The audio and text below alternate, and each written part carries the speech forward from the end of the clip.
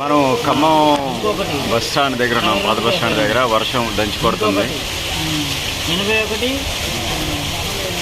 ఆ విజువల్స్ మనం ఇప్పుడు చూస్తూ ఉన్నాం.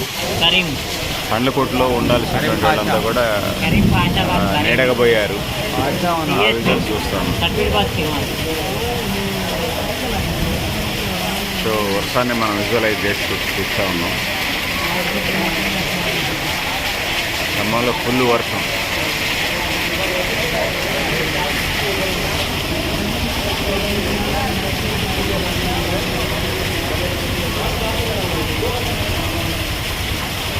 దాదాపుగా ఒక 10 నిమిషాల నుంచి దంచి పడుతుంది.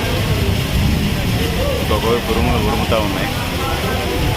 ఋతుపవనాలా తుఫానా లేకపోతే ఏందో అర్థం కావట్లా. మెరుపులు మెరుస్తూ ఉన్నాయి.